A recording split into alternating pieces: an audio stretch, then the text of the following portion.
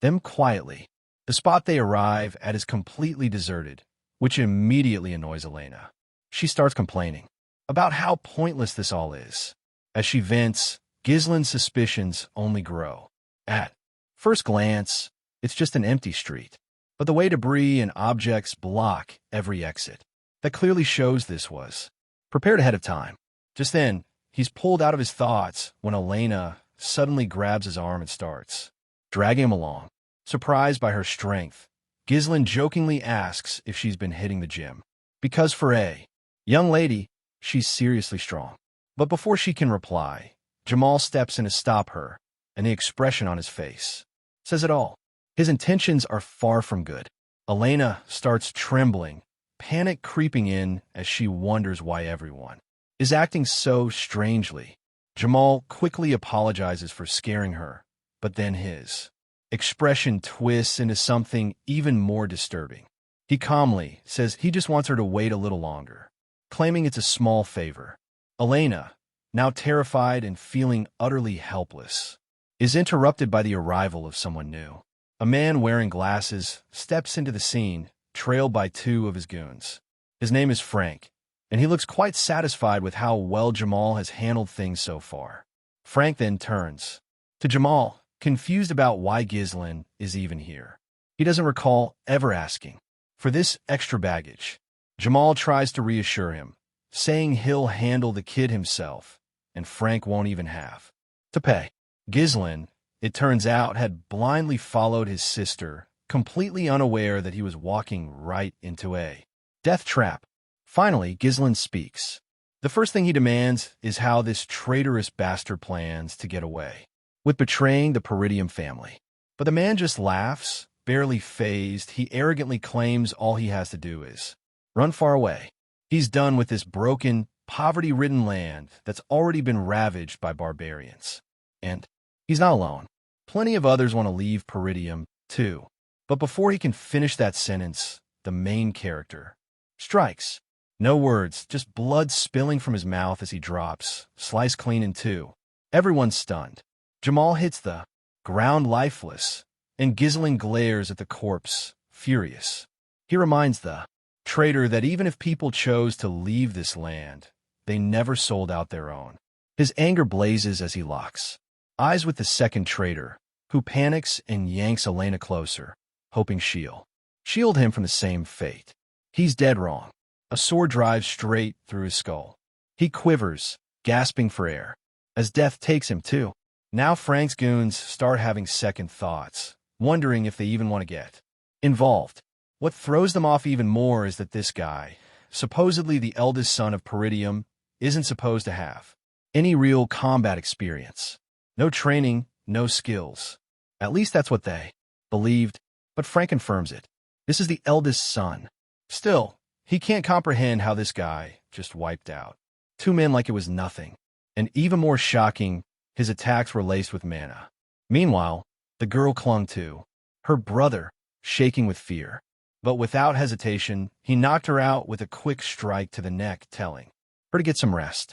Frank, that smug bastard, our guy for taking care of the two knights, pretending they had planned to handle them themselves. He even praised Ghislaine's godlike skills and couldn't help but ask where he learned them. But Ghislaine wasn't having any of it. He shut them down cold, making it clear it was none of their business. He quickly sized them up, 3 of them all together, but only the one in the middle seemed to be giving off any real mana.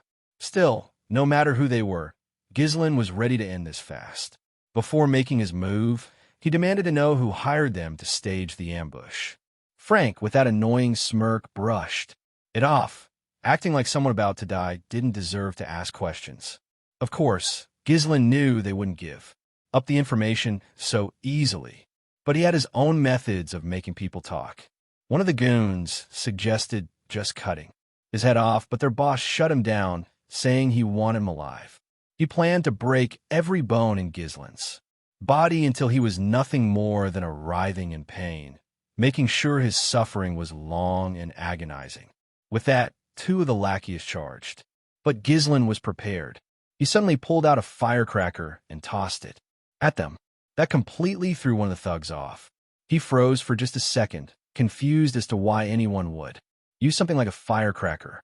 But that tiny moment of hesitation was all Ghislain needed. In a blink, he closed the gap and killed one of them on the spot.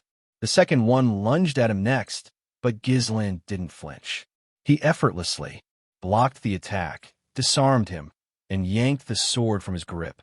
Without wasting a second, he followed through and cut the guy down like it was nothing. As the second lackey hit the ground, their leader tried to pull a cheap move, sneaking up behind Ghislain to land a surprise blow, but our guy's reflexes were razor sharp. He blocked the ambush like it was nothing. Frank was stunned, realizing his sneak attack had completely failed, and Ghislain wasn't about to let that slide. He retaliated in an instant, his sword moving so fast that Frank could barely react. The blade slashed deep across his throat, and the pipe he'd been smoking dropped to the ground. Frank, now desperate, launched another attack, but Ghislain easily blocked it again. Even Frank had to admit, without using mana to shield his neck, he would have been done for. And even Ghislain had to give him some credit. He'd focused all his mana around his neck to reduce the damage. Pretty impressive, honestly. That's when Frank finally decided to get serious. Clutching his sword tightly, he hurled himself at Ghislain.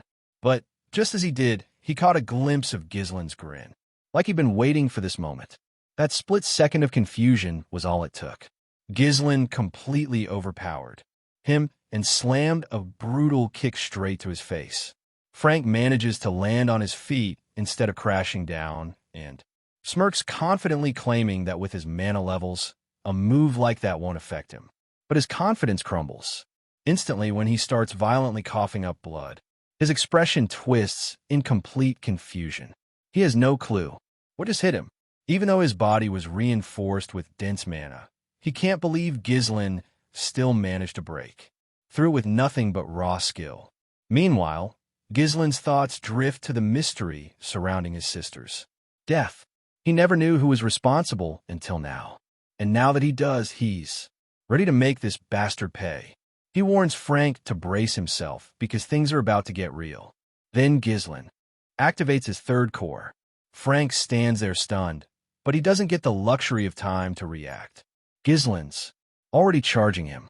They clash at such insane speed that only the glowing trails of their blades are visible. Frank fights back with everything he's got, but it's clear he's falling behind. His hands are going numb, and no matter how much mana he channels, it's not enough. His sword starts to crack from the sheer pressure.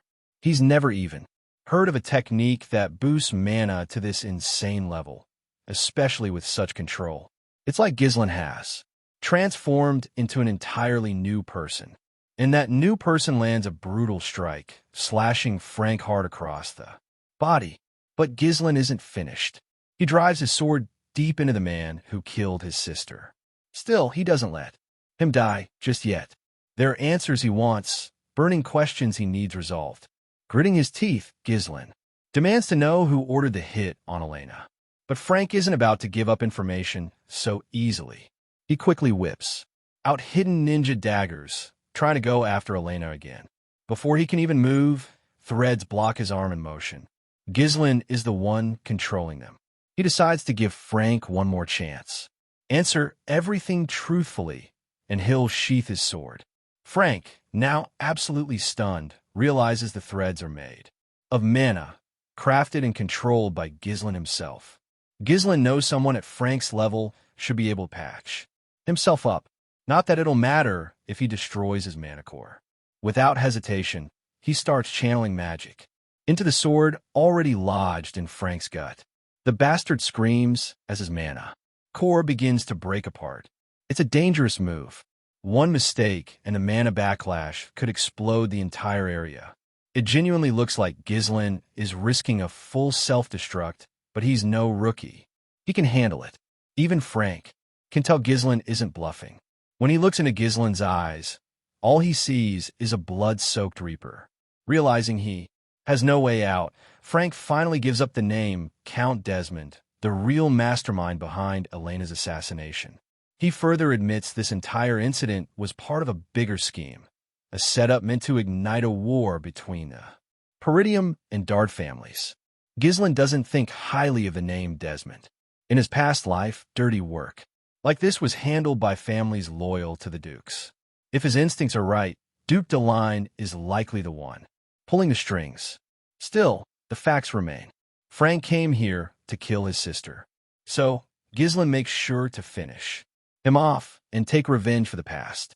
Frank, in his final moments, thinks Ghislaine is going back on his word. But Ghislaine coldly reminds him of all the sins he's committed. He has no right to be afraid now that karma is finally caught up. But then, something unexpected. Frank starts laughing even as he bleeds out. He claims nothing will change. Even if Ghislaine kills him, the damage is done. He's already completed his mission with the Daggard family. No matter what Ghislaine does now, Peridium is doomed. War is inevitable. Ghislaine swiftly covers the bastard's filthy mouth to shut him up and quietly tells him the truth. He's already died once and come back, so there's no way he's letting history repeat itself. Those were the last words Frank heard before. Ghislaine activated the mana core shattering process. The mana inside surged backward, and Ghislaine redirected it into the sky, triggering a massive explosion, like some warp firework. Exhausted, Ghislaine could barely breathe, but at least everyone who needed to be dealt with had been taken care of. Then he noticed his unconscious sister lying there, seemingly safe and peacefully asleep. Just as he let his muscles relax and close his eyes for a moment, blood suddenly spilled from his mouth, and he doubled over in pain.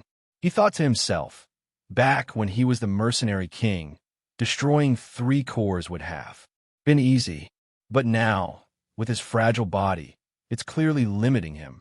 Even so, he wasn't ready to give up.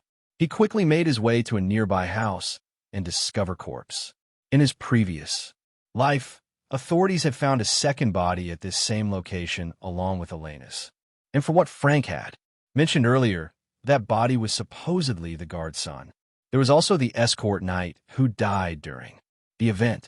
These bodies were the reason why the Peridium family in his past life had assumed the Dard family was behind Elena's assassination. The moment those corpses were discovered, war had broken out. This time, Ghislaine made sure there would be no such evidence. He set the entire house ablaze. After that, he picked up his sister and began walking away. That's when we see some creep in a cap lurking in the shadows, secretly watching him. Later, that same guy shows up at a shady council. Basically, all the people running the show behind the scenes and reports that the mission failed. Naturally, the bigwigs weren't happy to hear it. One of them, cloaked in a hood, blames everything on Ghislaine. Peridium. The moment that name comes up, the room tenses. How could some nobody from the north pull off something this huge? Another council member scoffs, saying Ghislaine's always been a worthless piece of trash, so blaming the failure on him sounds ridiculous. But the hooded guy insists Ghislaine was nothing like the man they had intel on. The way he executed everything was far too skilled, almost like he'd become an entirely new person. He tries to calm him down by saying he's already handled things with the Dar family, so sparking a territorial war won't be a problem. He pleads for one more shot to prove himself, but one of the higher-ups explodes in anger. The chaos from his failure has already caused serious problems, and now the entire council is in disarray. They all agree that the only solution is to kill Ghislaine. Then the top dog among them finally speaks, cutting through the noise. He asks the hooded man how he plans to handle Ghislaine. The reply, he's going to set up a duel, make it look natural, and the opponent someone powerful. When asked who this person is, the hooded guy says, it's Kane Lowe's, a powerhouse swordsman known for his brute strength. Despite being young, Kane is unmatched in physical combat. And here's the kicker, he's Ghislaine's cousin. That connection would make their encounter feel perfectly natural, not staged. The room falls silent as they mull over the idea. But the top guy doesn't let him off the hook so easily. He warns that if this mission fails, too, there won't be another chance. Shaken, the hooded man quickly swears he'll deliver results this time. The scene shifts to the Peridium Castle's training hall, where Fergus arrives to inform our boy that it's time for a meal. But just then, he